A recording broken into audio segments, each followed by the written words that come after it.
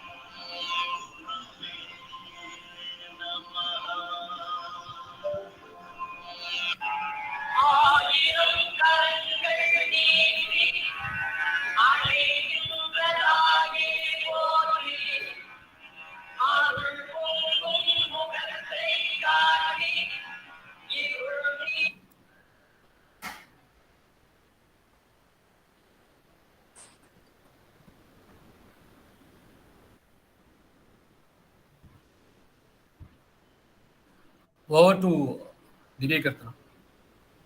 The fragrance of flowers spreads only in the direction of wind, but the goodness of a person spreads in all directions. Amidst us, we have such an inspiring personality, Dr. D. Yuvraj, Professor and Dean of School of Biotechnology and Chemical Engineering. I welcome you, sir, to deliver the welcome address. Over to you, sir. Yeah, thank you, Giri. So happy evening, everybody.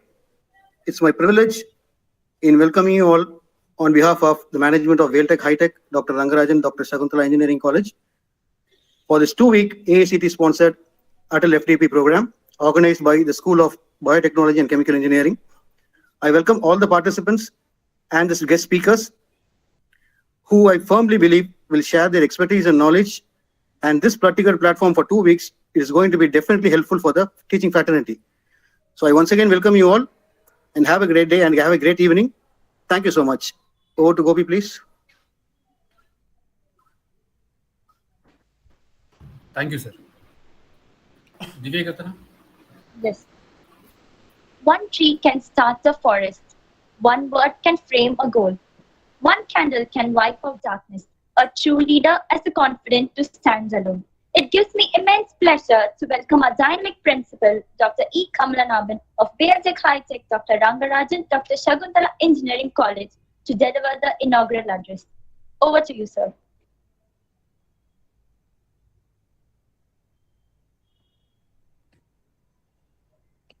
Honorable Founder President and Chairman, Colonel Professor Dr. Velshri R. Rangarajan, our Founders President and Vice Chairman, Dr. Shakuntala Rangarajan, our Chairperson and Managing Trustee, Mrs. Rangarajan Mahalakshmi Kishore, our dynamic Vice President, Mr. KVD Kishore Kumar, our beloved Dean, Dr. Yuvraj, School of Biochemical Engineering, our beloved Dean, Research and Development, Professor Dr. B. Bharadaraja, our Associate Dean, Dr. Gopinath, who is the coordinator, principal coordinator for this ATAL FDP program, and head of the Department of Biotechnology, Dr. Yanasekaran, head of the Department Chemical Engineering, Dr. Veeramalani, faculty members of Biotechnology and the Chemical Engineering Department, and participants from various institutions within Tamil Nadu and outside Tamil Nadu. Very good evening, all of you. It's a great pleasure in hosting this event in our campus, VTHT High-Tech Dr. Rangarajan Dr. Shakuntala Engineering College. I congratulate our Associate Dean and Dean R&D who combinedly got this ATAL FDP through AACTE. Really great efforts in applying this grant to AACTE as well, receiving the same, and going ahead one step forward in the Department of Biotechnology. This is a 2 weeks FDP program. Definitely, this is 50% offline and 50% online. The title of this FDP is really good. I think waste to wealth, and going for green, energy to have a sustainable development. That is what the talk of the town today, and the society needed, at present. Therefore, like a lot of e-waste, bio-waste, so many things, how we are going to make use of it usefully. So the topic really good. That is how our faculty members have got sanctioned, this ATAL FDP, thanks to AICT also, regulatory body, in sanctioning this FDP. Really, all the participants who are participating in this ATAL FDP for 15 days, really you will enjoy. I think you will also get a lot of inputs from various other resource persons arranged by our Department of Biotechnology. And therefore, really this helps. In turn, this also participants can take into their respective colleges, and they in turn share the knowledge to their students.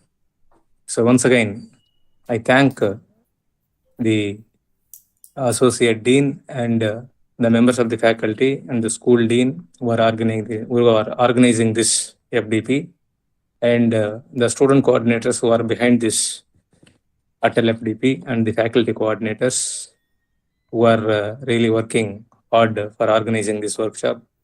Hands up to the people of biotechnology.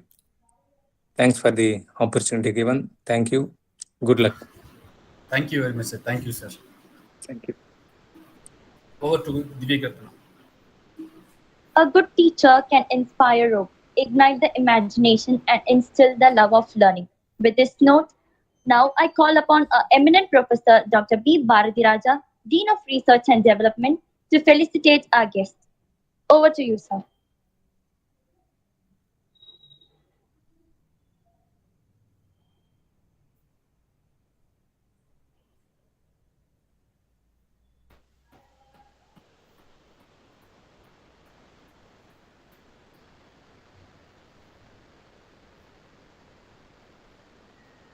Dr. Bharati.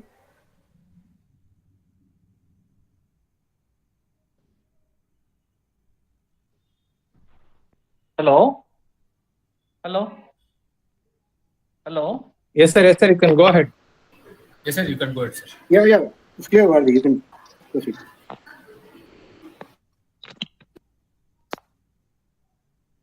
Yeah, Dr. Bharati, you're clear. You can proceed.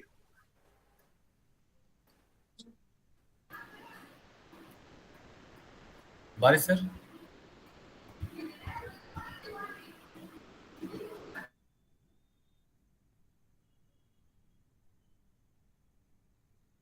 Any problem, sir? Hello? Sir? Yes, sir. Hearing it, sir. You Can you hear proceed. me? Yes. You proceed. Yes, sir. Okay, sir. Yeah, proceed. Respected Principal, sir, Dean, School of Biotechnology and Chemical Engineering, and HOD Chemical and Biotechnology, and faculty members and participants, it's my immense pleasure to welcome you all for the inaugural session of 2 weeks faculty development program on waste to wealth. Mainly the FDP focus on the discussion about various waste streams like industrial waste, agricultural waste, and the municipal solid and liquid waste into green energy. The FDP will address the utilization of waste to generate valuable products such as fuels, fertilizers, chemicals, and electricity. And particularly, special emphasis on environmental concerns and presenting a multidisciplinary approach on handling the waste. I hope this 2 week will give more ideas on how to handle the waste into valuable one, and you enjoy the 2 weeks. Thank you. What to Divya? Thank you, sir. A good teacher is like a candle. It consumes itself to light the way for others. With this quote, now I call upon Dr. M. Gopinath, Associate Professor and Associate Dean of Institution's Innovation Council, to deliver his note on the aim and about of Faculty Development Program. Respected Principal, sir. Respected Dean, sir. School of Chemical and Biotechnology. Respected R&D Dean, sir. Respected HOD Biotechnology. Respected HOD Chemical Engineering and department colleagues and participants from the various colleges across the Tamil Nadu and outside Tamil Nadu. And today's chief guest, respected Professor Dr. Tarak Mandal from IIT Rupa. So good evening, one and all present here. So the title of our faculty development program is Waste to Wealth, Emerging Trends in Energy, Green Energy for Sustainable Development, funded by AICTE, Training and Learning, ATAL Academy. The theme of our FDP is to deliberate the importance and recent trends in green energy production from waste to sustainable development. The demand for renewable energy has increased enormously in the recent years. Thus, the search for alternate energy source is considered more significantly in the present scenario. At present, the contribution of renewable energy is not high to meet the primary energy demand of our country, globe. Therefore, it is aimed to convert waste products to get bioenergy, which can be used as a alternate sources for sustainable development. And rapid urbanization and industrialization is vital for the development of any nation, which will improve the economy, living standards, and habitat of the people. Simultaneously, this industrialization also upsurge the production of waste being released to the environment, posing serious threat to the living planet. So, innovative measures need to be taken for effective management of waste to produce bioenergy for sustainable development. So, besides efficient waste management, not only provides the primary products for the use, but also provide opportunity for various startup foundations, leading to a successful entrepreneurial ventures. Therefore, this FDP on waste to wealth emerging trends in green energy for sustainable development will immensely be helpful for the teaching faculties, research scholars, and industrial professionals to enlighten themselves and to educate the students community about the significance of transforming waste to energy. So therefore, the objective of the today's FDP to inculcate the necessity of waste management through innovative process to reduce the risk caused to the environment for sustainable life cycle, adhering to Swachh Bharat mission of our Prime Minister Modi ji slogan. To upgrade knowledge and skill to carry out outcome-based research, to exchange knowledge and innovative ideas for converting waste into useful products, which will protect our environment and help in a sustainable development manner. So, on the completion of our FDP, participants may take away demonstrate and an understanding of the significance of environmental education for the present and future generation, outline the causes, effects, and management options for various environmental problems associated to the concept of wealth from waste. So, identify and analyze the urban issues relating to energy and its solutions. So, the sessions of the today's our FDP is shall be conducted by the team of eminent academicians across our India. So mostly we covered the NITs and IITs, peoples who are working with this, bioenergy area. So we are invited for them for the, session, the speaker of this FDP. And the industry experts, possessing in-depth knowledge and practical experience in the area of waste management and bioenergy, also we are, invited for the session, speaker of the sessions. So I think this, 11 days of FDP definitely it gives a eye opening for this, waste to wealth, in the area of bioenergy productions. So I thank all the management and our people who are behind of this things. So for giving this opportunity, I thank you once again. Over to Divya. Thank you, sir. Now, I would like to invite my fellow classmate, Ms. Sangamitra S., to introduce our guests to the participants. Over to you, Sangamitra. Good evening, everyone.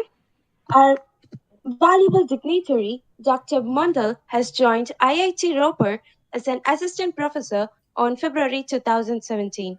Before joining this institute, he served as an assistant professor at Dr. B.R. Ambedkar National Institute of Technology, Jalandhar.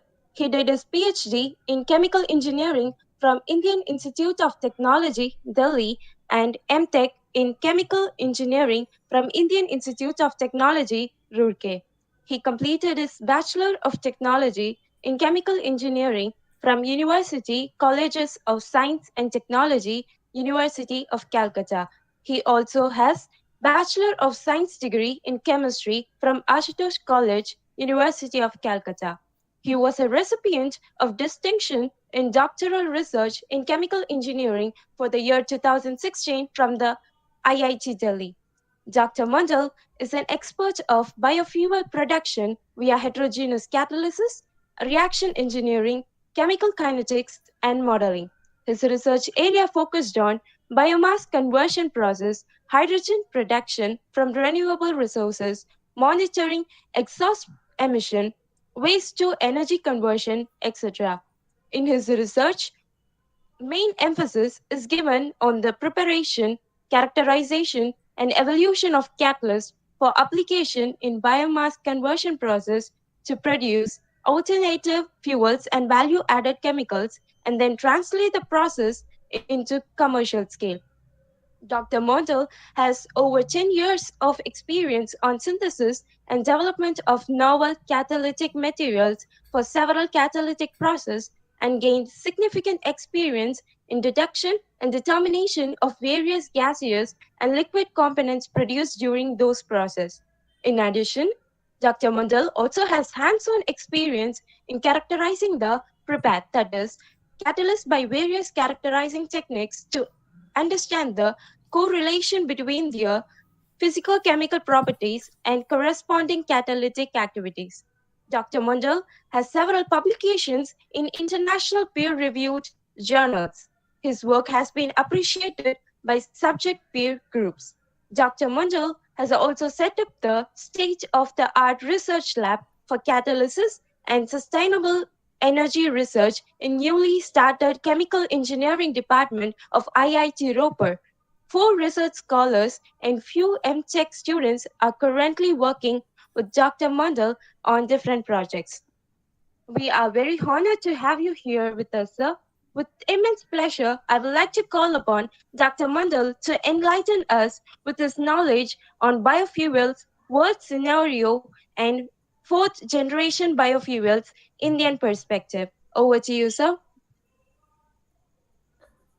Yeah, thank you very much, Sangamita. Am I audible? Yes, sir. Yes, sir. Please, sir. Please proceed, sir. Yes, sir.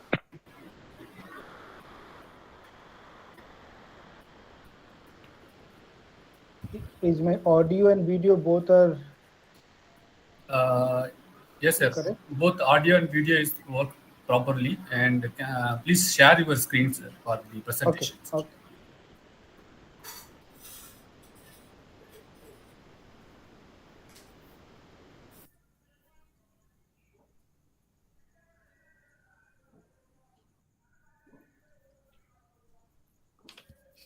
So is it visible? The screen? Yes, sir. Yes, sir. Yes, sir. Please, sir. Please go ahead, sir.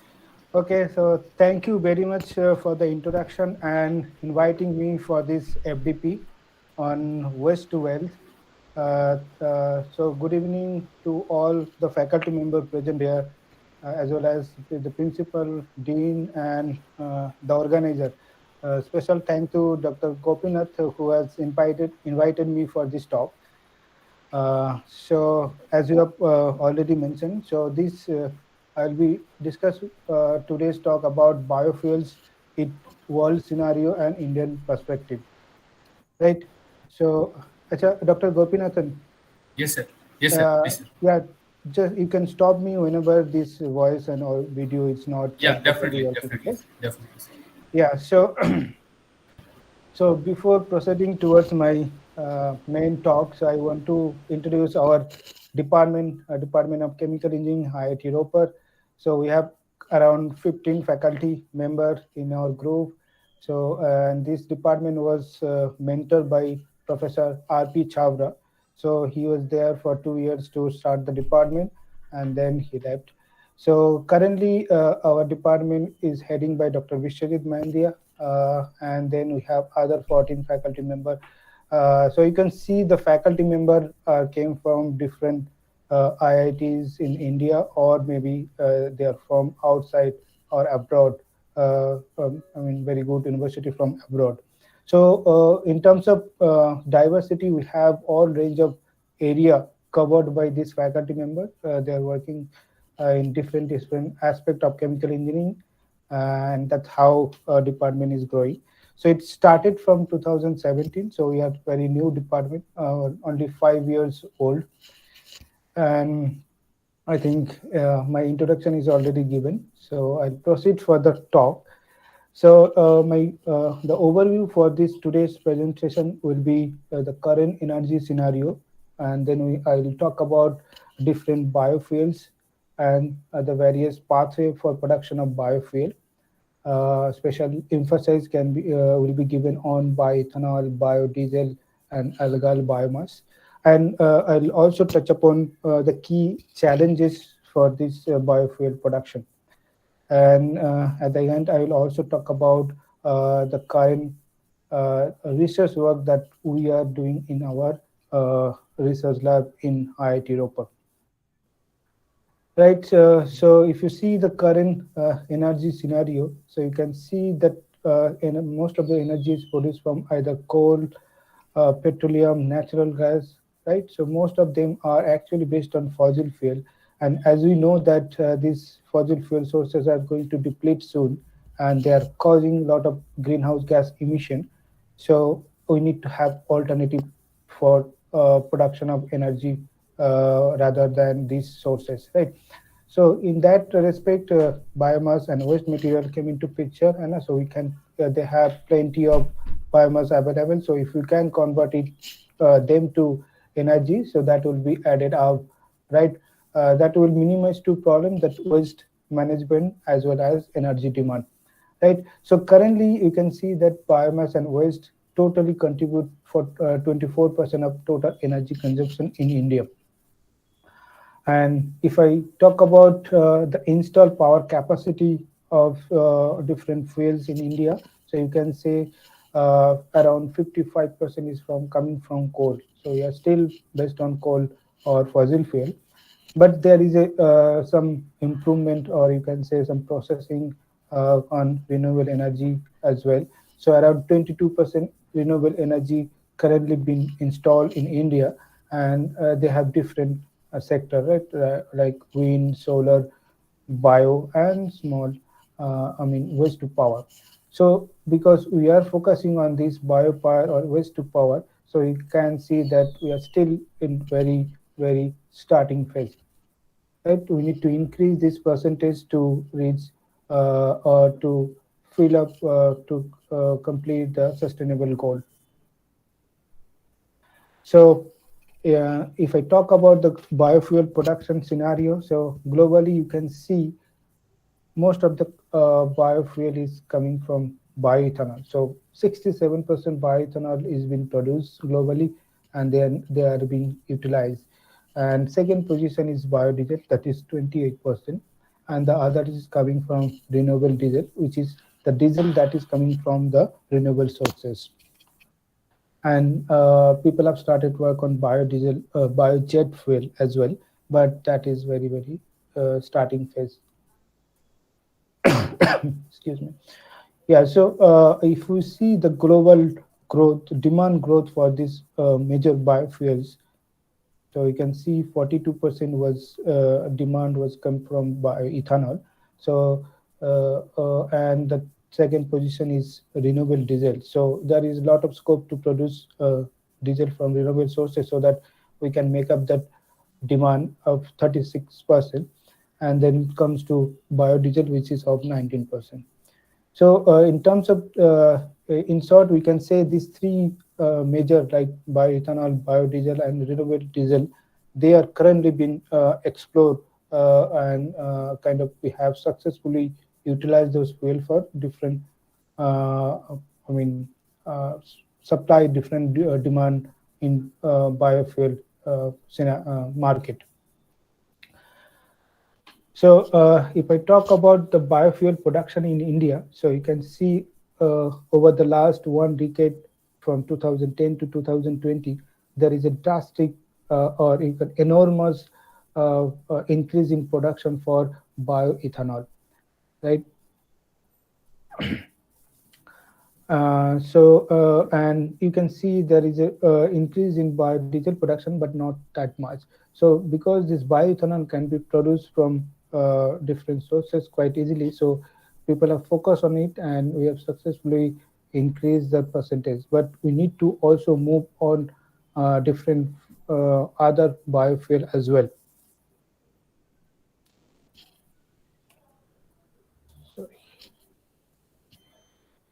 Yeah, so different biomass feedstocks are available. As you know that the feedstock was defined based on their source at different sources. So first generation biofuel, we can talk about corn, cob, crops, and different sugar beet, sugar cane. So this material that can be used for food, and that can also be used for biofuel production, right? So there is a debate how much we can use these sources, so that there will be no compete between these two, food and fuel.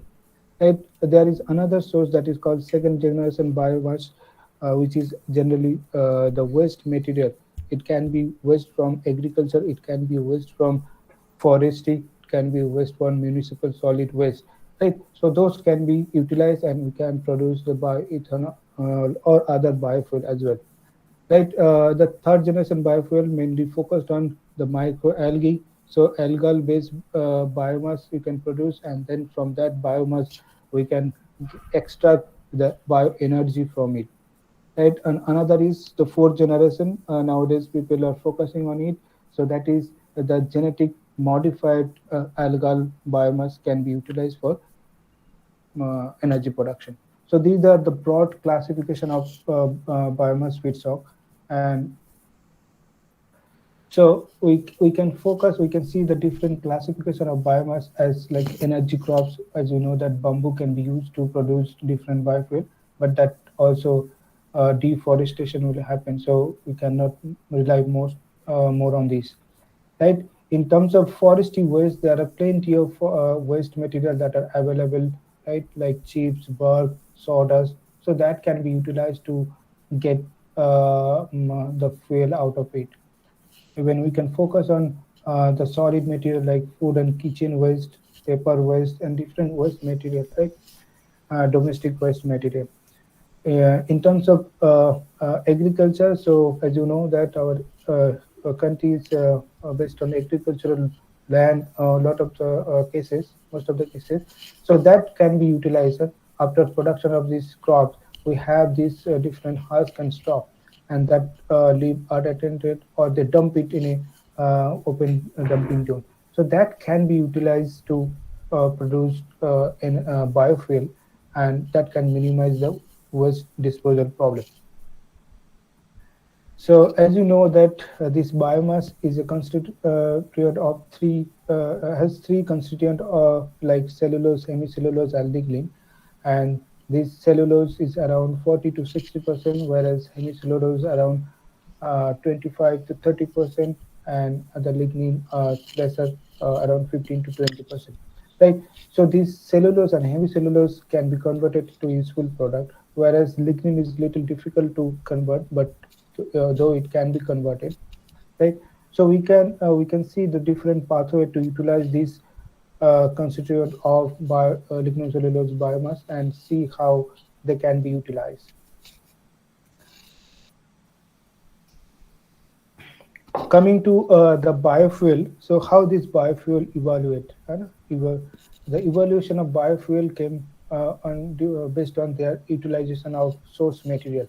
Right, for first generation biofuel, the feedstock are like vegetable oil, corn sugar, sugar beet, sugar cane, those things, right? And the product will be used based on biodiesel or bioethanol.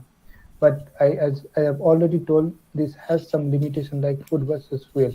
So do we use it for food or should we use it for fuel? How much we can utilize? So that debate still going on, right? But the benefit is it is environmentally friendly. Then people move towards another source of material, which is called second generation feedstock. They are basically non-edible waste material from forest and agriculture. So there is no problem of this issue of food versus fuel. So you can utilize and we can produce biofuel in terms of bioethanol, bio-oil, and those things, right? But in this case, technology has to be developed. Technology are still in the developing phase. So, and in case of third generation biofuel, it's only use the algae and we can get the liquid biofuel. So, but the only current problem with this generation biofuel is the growth of microalgae, how to increase the growth rate, what should be taken care so that we'll get the amount of microalgae in a large quantity in a small land or pond, right? So this is also very environment friendly. So a lot of focus is nowadays is giving to this third generation biofuel. And the last one came fourth generation biofuel. These are like genetically modified algae or microalgae, and that can give you synthetic bio-oil. But the problem lies here how to grow these genetic modified algae in a large quantity.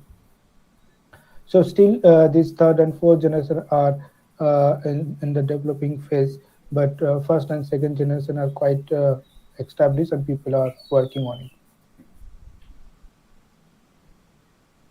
So as I said, this first generation biofuel, a different example of the first generation biofuel, you can name it like sugarcane, sugar beet, and wheat, corn, these things, and not an edible. We are focusing on the waste material. And in case of third generation biofuel, microalgae and macroalgae can be utilized. And interestingly, the fourth generation biofuel, you can use genetic modified microorganism but as well as you can utilize the CO2 to convert the useful product. This is also comes under fourth generation biofuel and biomass to biochar as well, because this can be explored to get more biofuel. So first I'll talk about this biofuel production. So bioethanol production. So this bioethanol can be produced from different feed, like first, second, and third generation. So you can see the variety of example are given there. So there are a lot of opportunity to focus on this second and third generation. It's second generation because we have abundant abundant amount of waste material available after the agriculture, after the crop production. So and this sometimes the farmer used to burn it to get rid of it, but if you and that leads to a lot of pollution issues in our country.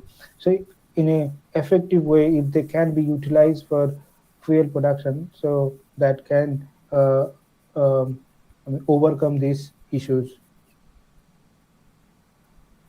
So the next is biodiesel production. As you know that this production is also going on in a large scale. So this vegetable oil and waste material from kitchen can be esterified to give crude bio oil, and that can be refined to get biodiesel, right? But in this process, the side product can be glycerin, which can be refined, and methanol, which is act as a solvent, can also be recovered from this process. So this process, it looks quite simple, but yeah, there are a lot of scope to improve as well. So in another biofuel, which is biogas, right? As you know that the cow dung and the organic waste can be utilized in an anaerobic digester to get methane gas, which is known as biogas, and that can be utilized for heat and electricity production.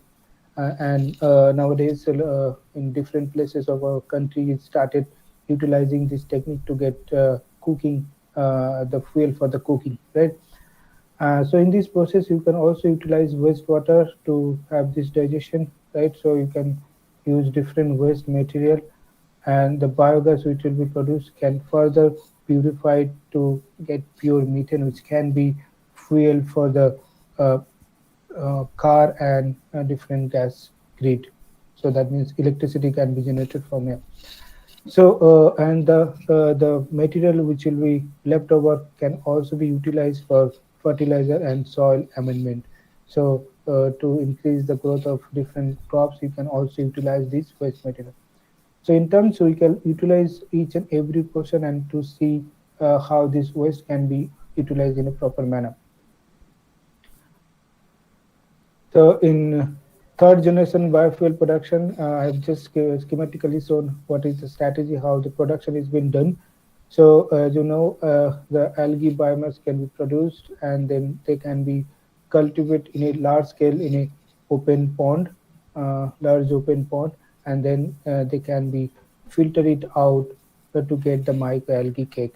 And this microalgae cake further in terms of heat treatment of pyrolysis can give you the desired biofuel, right? So this is another method. This is one of the method for third generation biofuel production. And in case of fourth generation biofuel, the method are almost same. Like genetically modified algae cell can be produced in large scale, and then they can be used to produce or filter it out for microalgae cake. And similarly, we can, after extraction, we can get the biofuel. So these are the some method for to get different biofuels in various way. So these are some general discussion that I have. But now I can discuss some of the project that we are working on in our lab in biofuel production.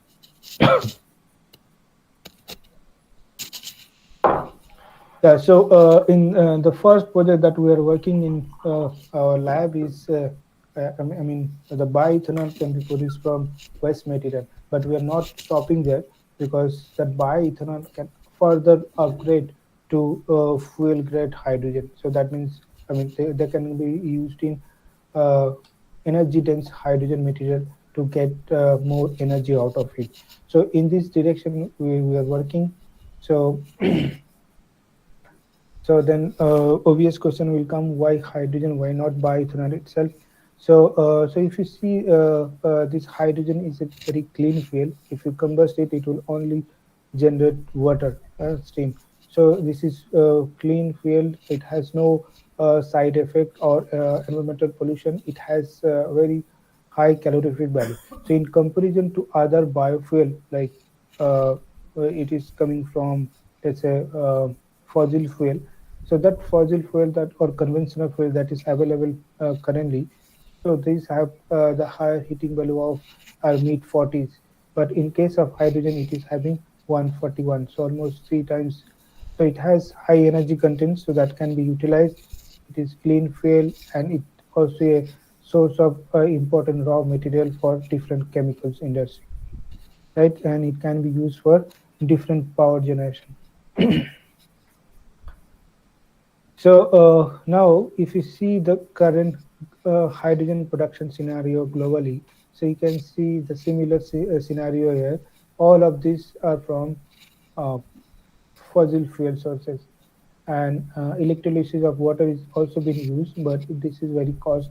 This is not cost effective, so it will have very high cost of production. So that means you need to have some alternative sources for this hydrogen production, and there we are focusing on biomass. So biomass can be pyrolyzed or gasified to get this bio oil. Uh, so bio oil then further reformed to get hydrogen, and that can be stored in different um, compressed or metal hydride form. So there is also issues, right, how to store hydrogen in a very cost-effective manner, because it is very has low density. So either you need to pressurize it, or you need to make it adsorb to a metal hydride, right? So this hydrogen then can be used in fuel cell or hydrogen car. So fuel cell, why we're talking about fuel cell? Because if you use hydrogen in the fuel cell, you can directly generate hydrogen, directly generated electricity. But for that, you need to have that purity level maintained so that it can be used. It cannot be, poison the electrode of the fuel cell. So and if you see that different application of hydrogen, as you already know, in the energy sector, you can use it extensively in terms of heat generation, in the boiler, in electricity generation, as well as it can be used for transportation sector as a fuel. It can also be utilized in producing different feedstock like ammonia and different petrochemical industries for hydrotreating, hydrocracking, metal manufacturing. So for various applications, this hydrogen can be utilized. So it has a lot of scope. But there are challenges associated with this problem, because till now, whatever you are producing hydrogen, the cost is more than that of fossil fuel. So we are also working on how to minimize the cost so that we can compete with the fossil fuel hydrogen from fossil fuel sources. As you also know that to implement this technology, you need to have infrastructure ready, like sufficient number of hydrogen cars, fuel cell station should be available so that you can implement. Right, and also we need to have this maturity level. Like people should easily accept that hydrogen can also be act as a fuel, not only the fossil fuel, which are conventional fuel. In top of this, even our government has to uh, be I mean, put much effort to focus or form a policy which will ask people mandatory to use these different fuels, right? Like hydrogen, biofuels, those things. So, so why we are focusing on bioethanol only? Because it has 6 number of hydrogen atom in it. So hydrogen content are really high. It can be produced from biomass sources. So there will be this greenhouse gas emission or rate will be less. it has lot good of availability, so you can produce it from raw waste material, and it is advantageous, it is non-toxic. Right. So I have shown the schematic diagram how this bioethanol can be produced.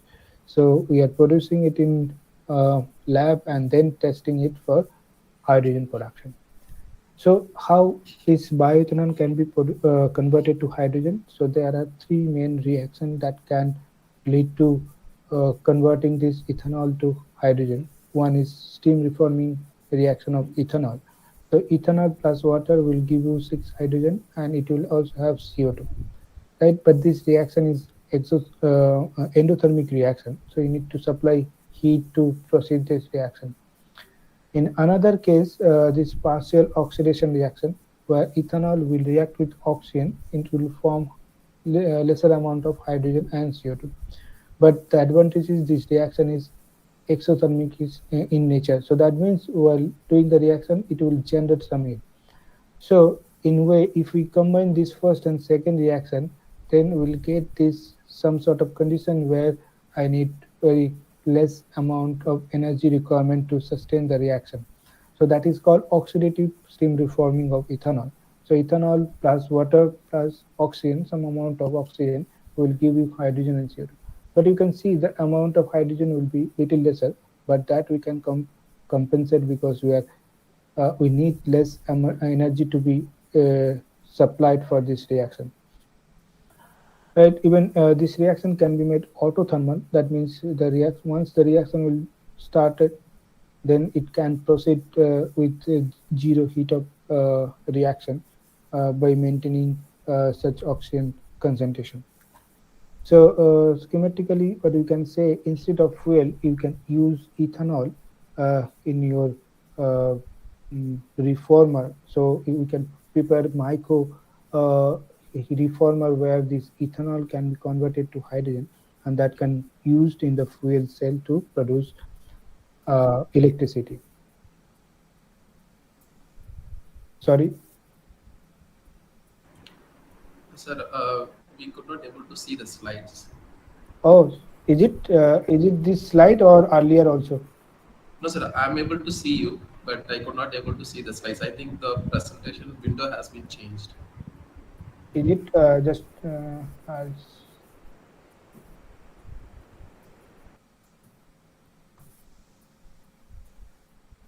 just a minute.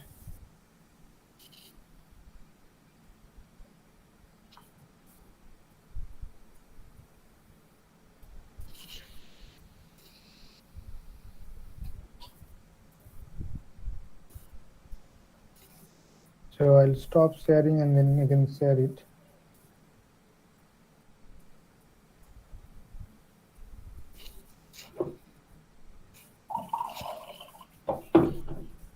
So slides are visible, somebody saying.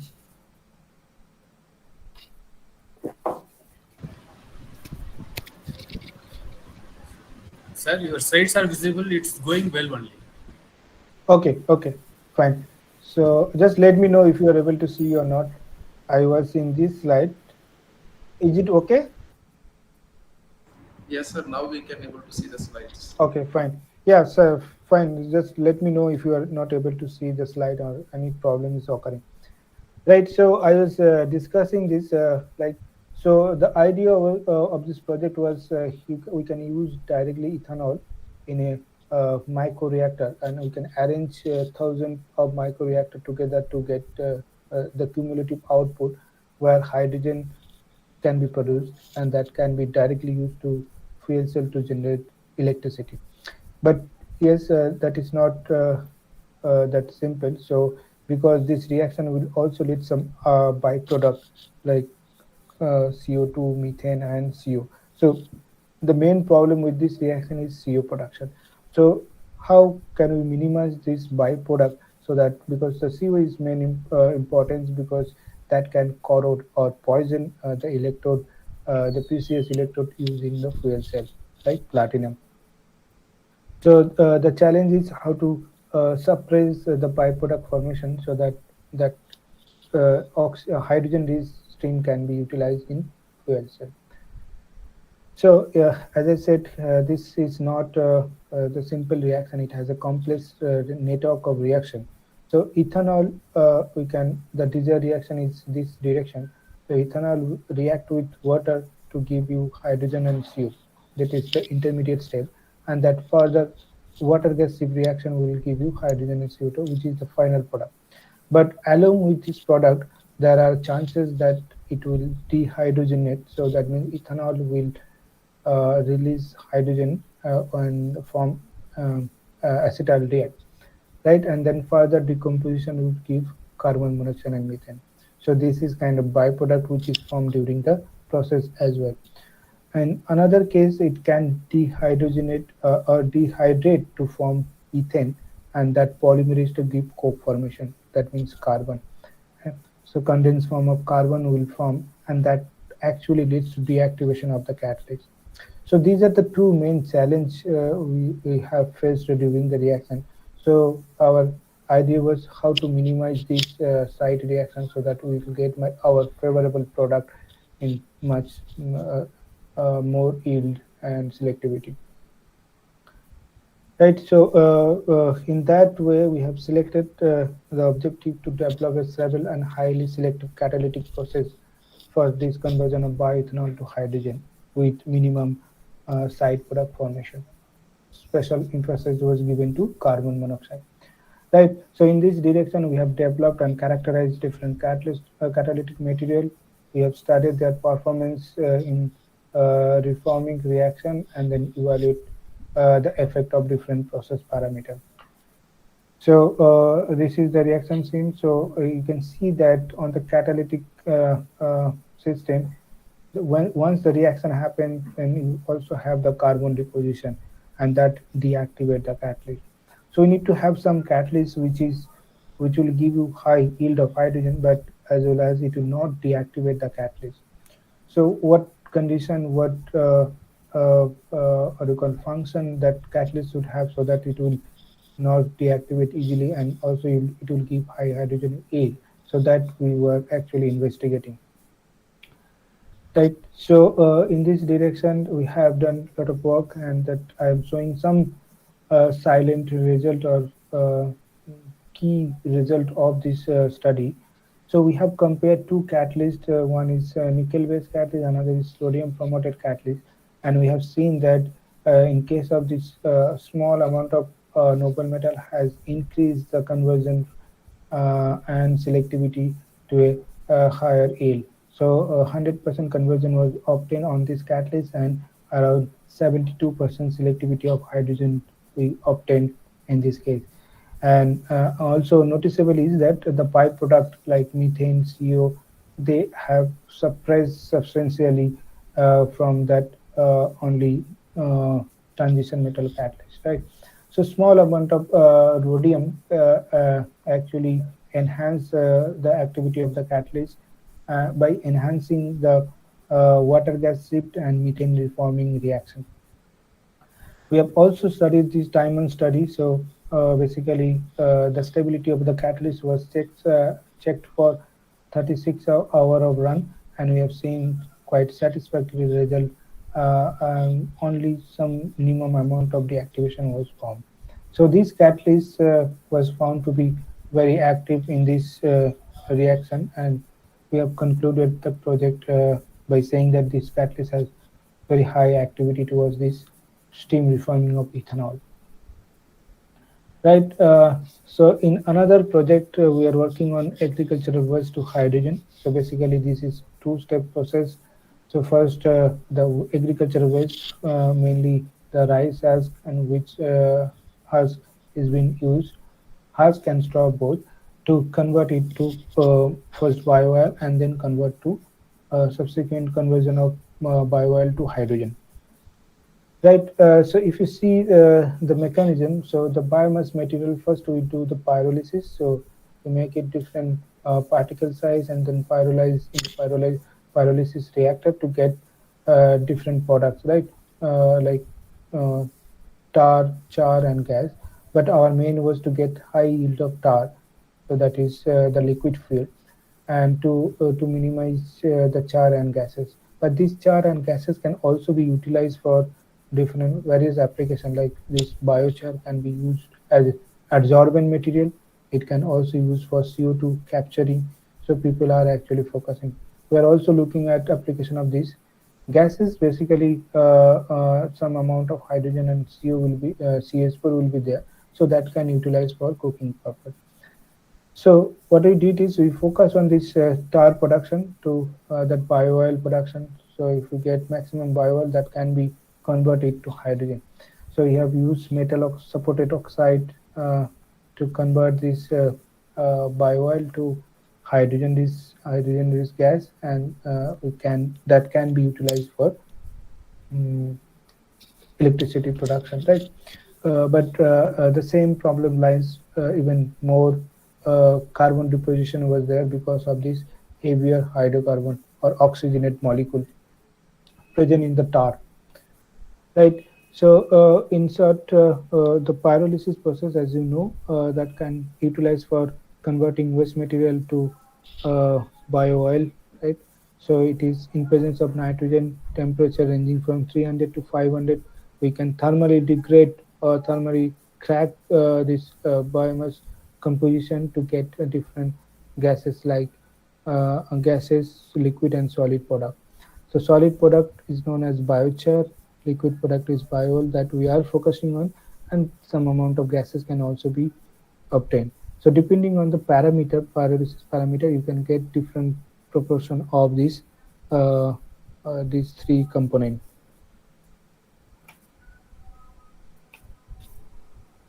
Right. So the pyrolysis techniques, as you know, there are different type of pyrolysis processes are available. Different mainly three categories: slow pyrolysis first and flash pyrolysis. So depending on the heating rate, right? So if you the heating rate remain under 20 degree, 5 to 20 degree, that means you are slowly heating it, and you will end up with a lot of char product, the solid product residue.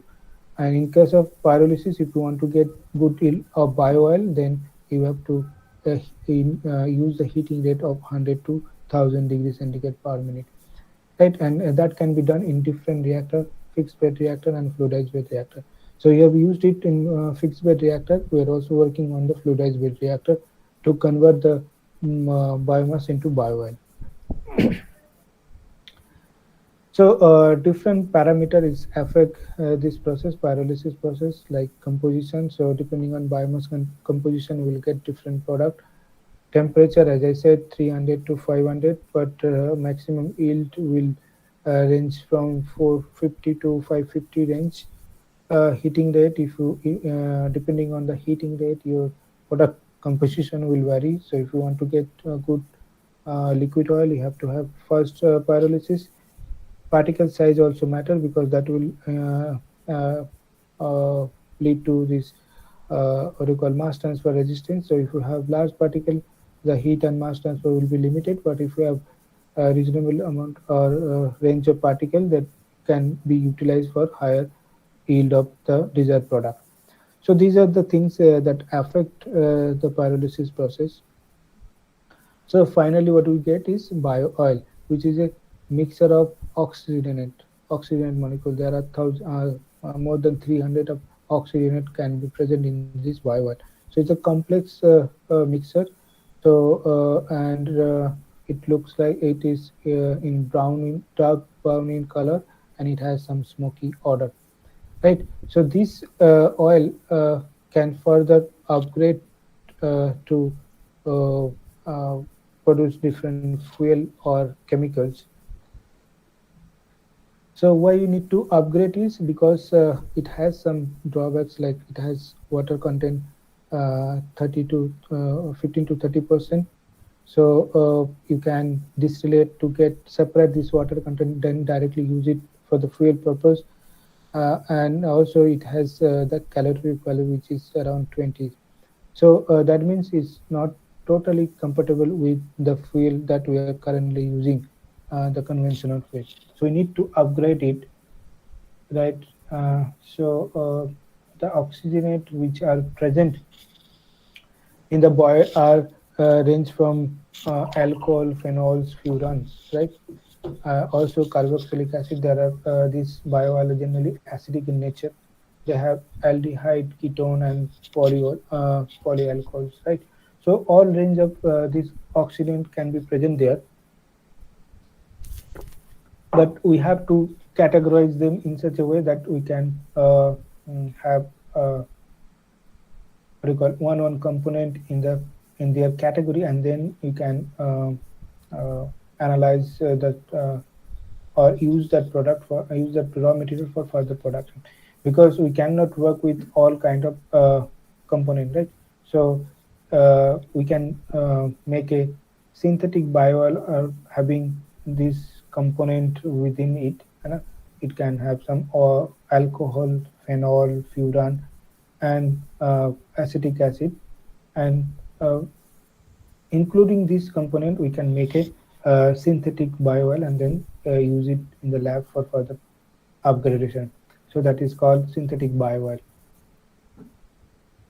So so we have in our lab we have used the fluidized bed reactor to convert this agricultural biomass to bio oil basically. So in this case we have used rice straw and husk to get this bio oil. And the application you can use in heat and electricity. That means you can use in boiler or turbine to get steam. You can also use this bioil for production of different chemicals. You can use it for fuel production as well. But then why we need to upgrade? So because it has a few drawbacks. The major one is it has acidic nature. So your material of construction should be such that it can handle the acidic material. It is having very low heating value, around 20 kilojoule per kg, and is also the important drawback is it is quite unstable over the time.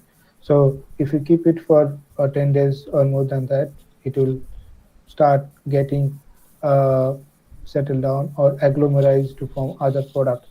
So it is even in presence of oxygen, it will get some resin formation will also occur. So it is not stable over for a longer time. So for that, we need to upgrade into a value-added chemical or fuel so that it can directly use. So what are the techniques available for this upgradation? So there are several techniques like hydrotreating, cracking. So using hydrogen, you can treat them to produce a smaller hydrocarbon. There are supercritical fluid treatment, but these are expensive. And there is one method that we are using that is called reforming. So although it needs little higher temperature, around 500 to 800 temperature, but it will produce hydrogen in a cleaner form.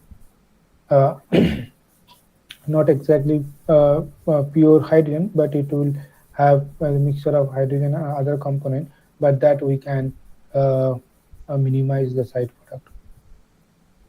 Right, so for this upgradation, bio upgradation, we have chosen this reforming process, and there are different techniques as well for reforming. We can use the aqueous phase to reform, so that will have some oxygenate, and rest of will be water. So it is very dilute form of bio oil, but we will get less hydrogen. And in another case, we can do vapor phase reforming of the bio oil material, so that I have already discussed it can go through either partial oxidation, oxidative deforming, or steam reforming. Right. So in this direction, we are actually working on bio oil to hydrogen conversion, and we have chosen lanthanide, perovskite material, lanthanide nickel oxide. So this has the structure of AbO3. So lanthanide metal, lanthanide oxide, or rare earth metal. B site is for any transition metal. We have used nickel, but that can be also substituted to produce this bio oil efficiently. So why you have chosen this perovskite material? Because it has a very high oxygen mobility during the reaction, so that whatever coke will deposit on this catalyst, they will easily convert it to CO2, and the site can be accessible for further reaction. So what happens is during carbon formation, the site, your active site get blocked, and so the other material cannot, reactant material cannot access those sites, and that's how the catalyst deactivate.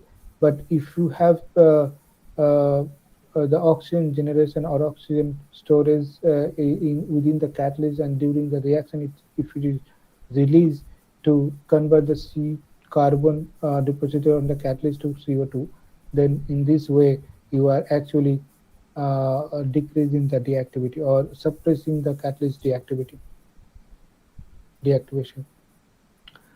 So this reaction can also proceed via this different reaction scheme is there. Main is steam reforming, water gas, and overall. So depending on the carbon, hydrogen, and oxygen present in that bio-oil, we can actually write the balance equation to know how much moles of hydrogen you are really getting out of it, right? So, and it also you can also see how much water is required for this conversion. As I have said, this is a complex reaction network. So you will also have other by side product or side reaction that will lead to undesired product like carbon monoxide, and methane as well. But methane can be further converted to hydrogen. But this border reaction, which is actually converting CO to carbon and CO2. So CO is produced in between, that again converted to carbon, which is actually causing problem for catalyst deactivation as well. So in this direction, some of the key result that we have achieved in our lab, that is my student has performed this bio-oil reforming in different steam to bio-oil ratio. So S is steam, B is bio-oil. To see what is the optimum condition, we have found that 10 S by ratio, we are getting maximum conversion and highest hydrogen in. But if you further increase the steam to bio-oil ratio, you will definitely get higher conversion and yield. But the problem is you are increasing the amount of steam adding to the stream. So that means you have to give sufficient heat for those steam as well. So that means you are actually wasting a lot of energy for the steam to be to producing the steam, right? And that is not desirable. So you need to have optimum value of steam to bio ratio, so that you will utilize minimum amount of energy to react them and get a reasonable amount of yield and conversion, right? And taking that ratio, different temperature study has been done from 600 to 800, and in 650 and 700 range is quite good for giving around 80% or 82% hydrogen yield. And so as I have told that 650 to 700 was found optimum, but then we studied the TOS, time on steam study, to check the catalyst stability. And we found that at 700 degrees centigrade, the catalyst is not stable. It is going to degrade after, you can say around 4 hours. After 4 hours, it start the decreasing is very sharp. Hydrogen yield as well as the conversion. So at 700 degrees centigrade, what we found is it was excessive cracking actually leads to deactivation of the catalyst, and that actually results in decreasing in hydrogen yield. Whereas at 650 degrees centigrade, we found quite stable hydrogen production and conversion as well, up to 12 hours. So in this process, as you know, that CO2 is produced for this as a end product. So that CO2 can also absorb using some adsorbent material to make the system more greener. So in this case, soft enhanced biooil reforming, we are also working on this process. So within the system, you can add one other component, other material, solid material, which is sorbent. It can be used calcium oxide, and which will further convert it to calcium carbonate by capturing the CO2 produced during the reaction, and that can be regenerated by some heat treatment. So by this way, we can actually make the system more greener to get maximum pure hydrogen. We are also working on density function theory-based study to see how these molecules are actually absorbing on the surface and how they are getting dissolved. So absorption, and what is the energy requirement for the absorption and desorption, so that we can design our catalyst in a more theoretical manner. Right, so my students are working on it. So we are trying to see what will be the effect of different metal addition, transition metal addition on the catalyst surface, and how they are affecting the yield of the final product. So these are the studies that we have done on bimetallic catalyst.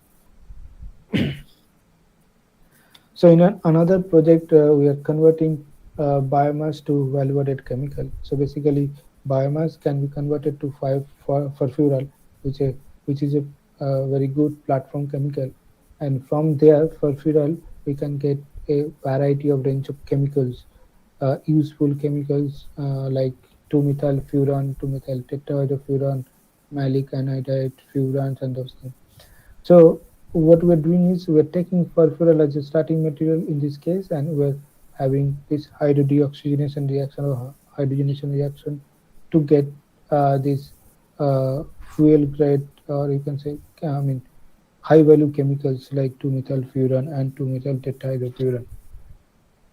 So one of my PhD students is working on this topic.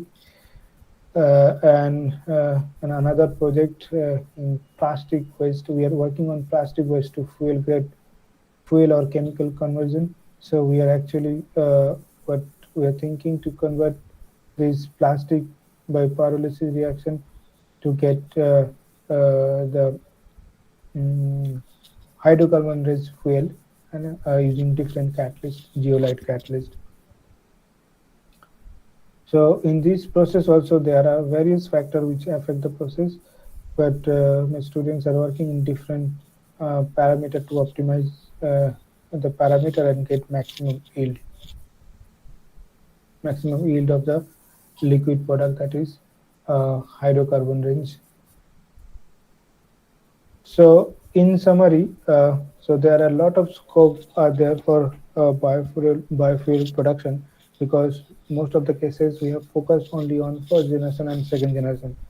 So a lot of things can be done in case of third generation and fourth generation biofuel, so that it can be produced in a large scale, and the challenges associated with this feed material can be overcome.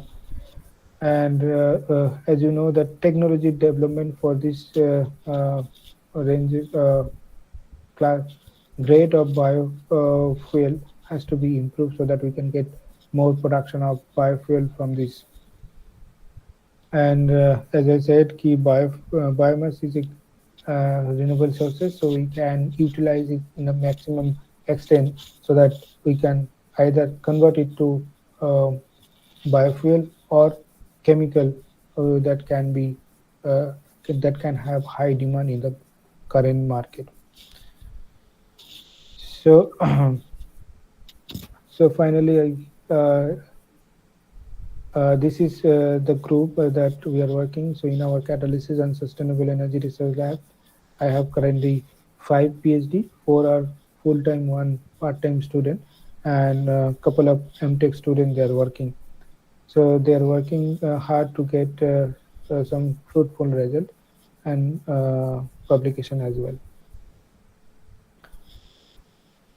So yeah, thank you. So I can take up any questions.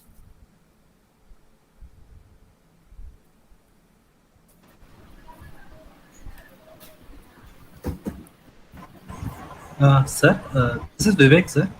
Is I'm audible, sir? Yeah, audible. I have one small question, sir. Yep. We discussed about that thermal decomposition by Mhm. gasification technique. Whether the gas we obtained is storable or, sir, whether So we can the able to store sorry. Can the you? gas we are obtaining using the thermal decomposition, right, sir? Yes. Whether we can able to store it, sir? So actually, the one process is if you have to store it, so you have a large volume to be occupied, right? Yes, sir. Or you can directly attach another system which can convert these gases to useful product, right? I mean, maybe you can use it for cooking purpose, maybe you can use it further to get pure like hydrogen or methane steam, so that can be directly utilized. So it has to be integrated. So storing is one problem that may arise because you need to have sufficient volume to store, right? Yes, sir. Sufficient reactor capacity to store it. That may not be feasible every time. So rather, if we have let's say two process integrated together, so that whatever gases you are generating, you can directly use for the next process. So if you have that integration, that will be better rather than storing it. Oh, You can okay. store it Thank you, sir. definitely, but yeah, the volume and the capacity of the vessel has to be a very large, right? Yes, sir. Yes, sir. Thank you, sir. Thank you, sir.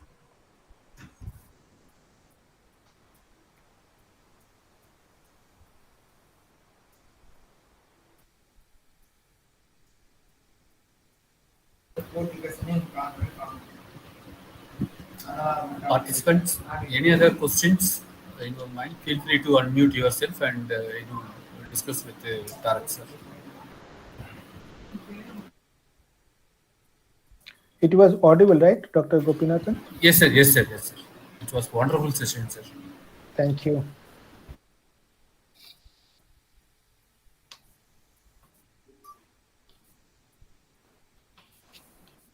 If there are no questions hereafter, I think we can wind up, Dr. Gopi. Yes, sir.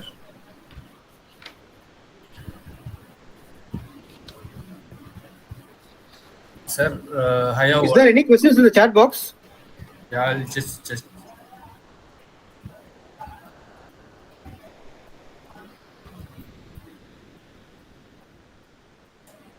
There is no question in the chat room.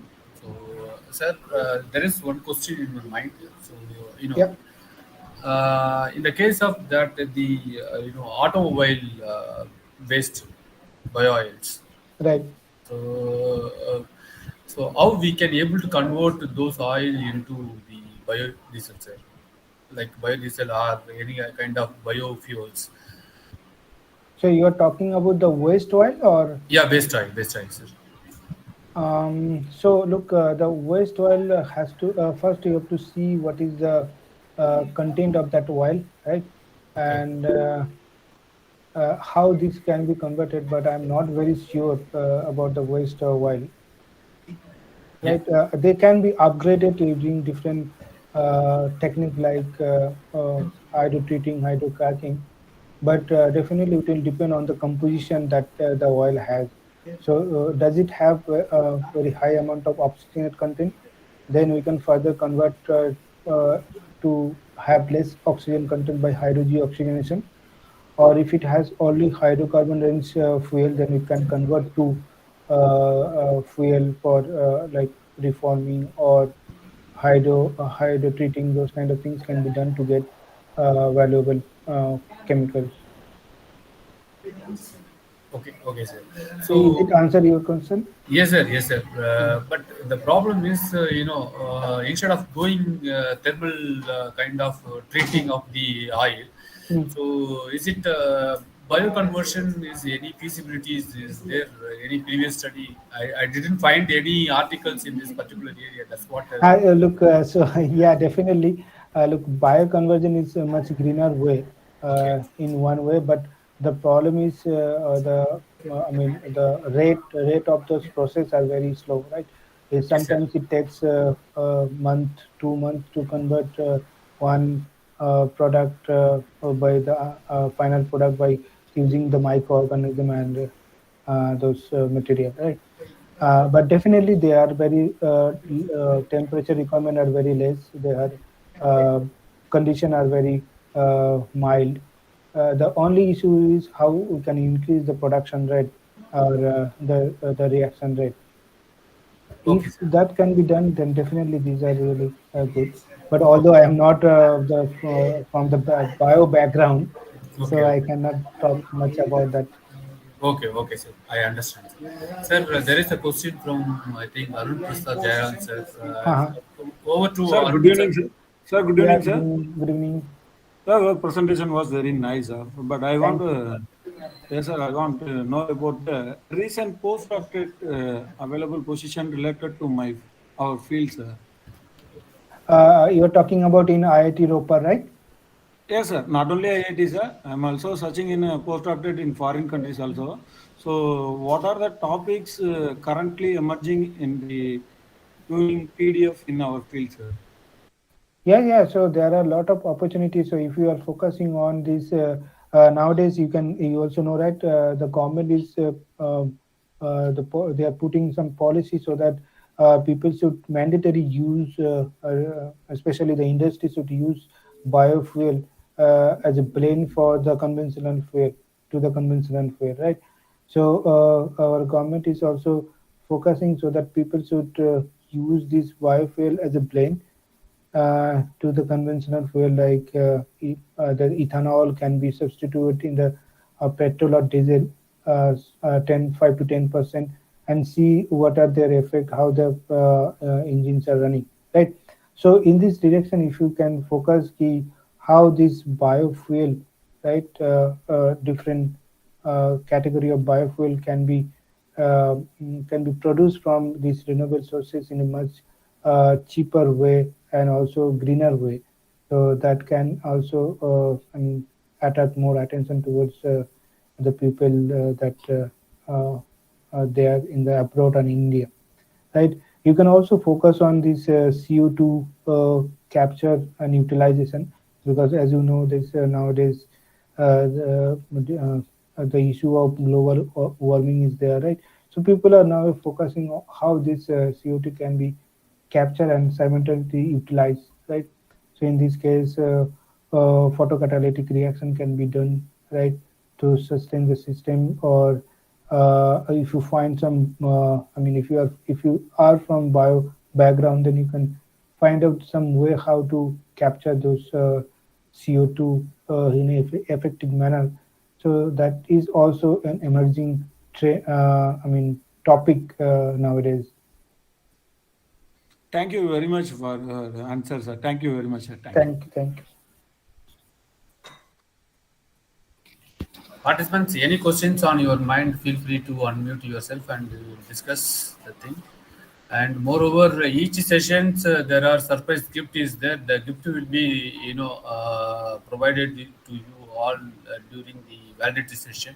So based upon the your like interaction and the like other criteria that are mentioned in the ATAL portal. So as per that norms, we will provide that special gift. So and moreover, at the end of the online session, there was one assessment one assessment will be conducted. So based upon the ATAL guidelines. So any queries on your mind, feel free to unmute yourself and interact with Tarak sir.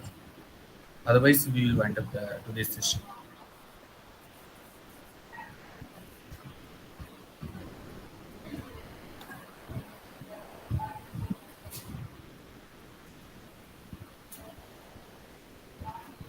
Over to Divya.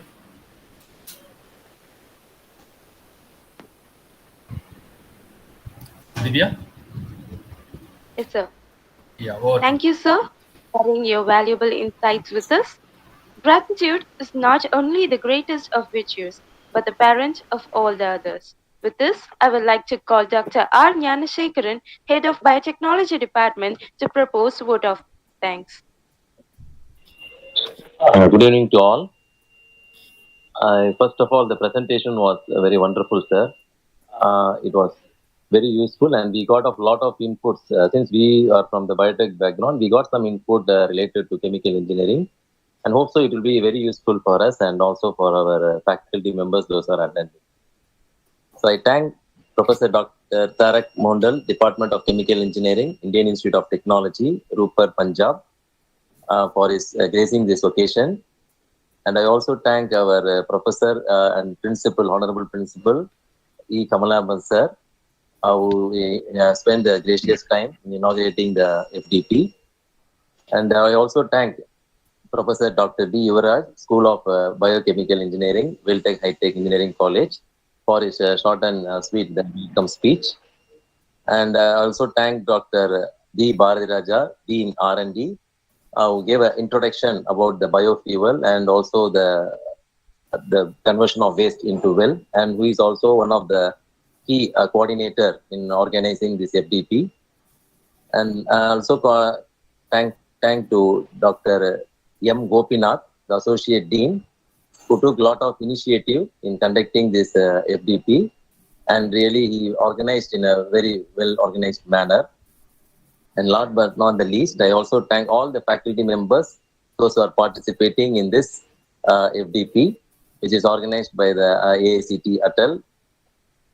This for 2 weeks will be a very useful session for all the faculty members who are involving in this FDP program. I hope the first day will be a very informative one. And I once again thank you, sir, for your wonderful presentation. And also we got a lot of input from this presentation, sir. And last, I also thank the students comparing team and also the other members who are involved in this to make the first day event as a grand success one. Thank you, sir. Thank you for your presence. Thank you very much. Thank you all. Thank you, Professor Sekar. Thank you, sir. Thank you.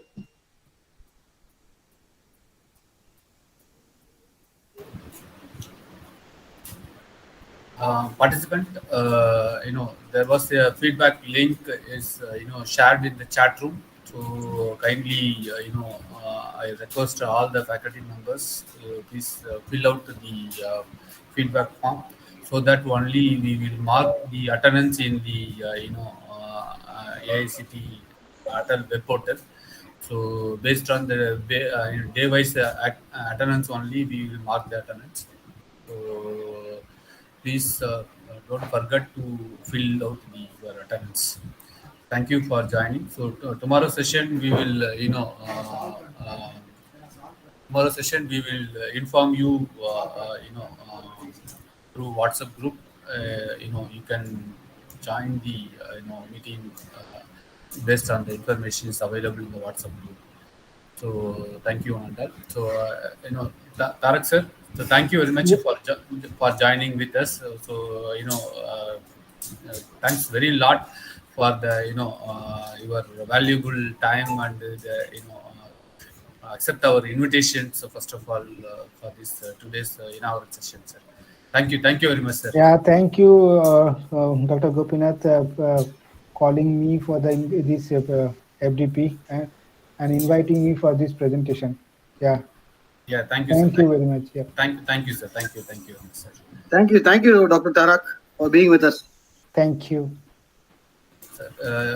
Participants, if you have any queries on your mind, feel free to unmute yourself. You can discuss. So otherwise, you can leave your attendance and then leave for the day.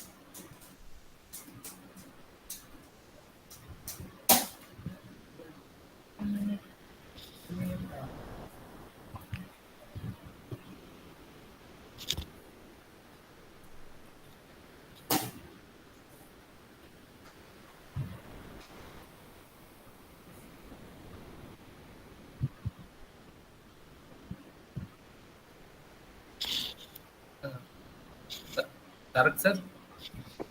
Yeah, so can I leave? Yes, sir. Please, sir. I will share you with the feedback link tomorrow morning. So Sure. You can fill out the feedback link and the details that are requested in the Google link. So we will meet you soon, sir. Thank you very much, sir. Okay. Thank you. Thank you, sir. Good night. Bye.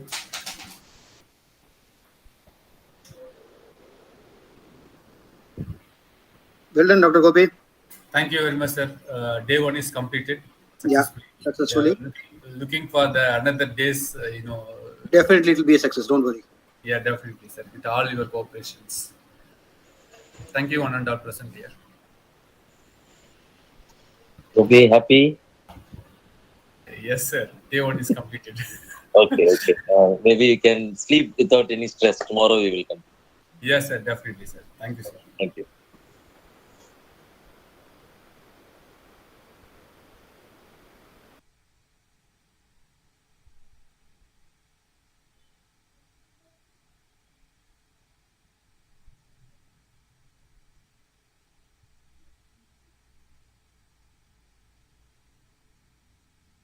Pavitran? Pavitran? Sangamitra and Vidya? Yes, sir. Thank you very much, ma. We will meet tomorrow. Okay. Okay, sir.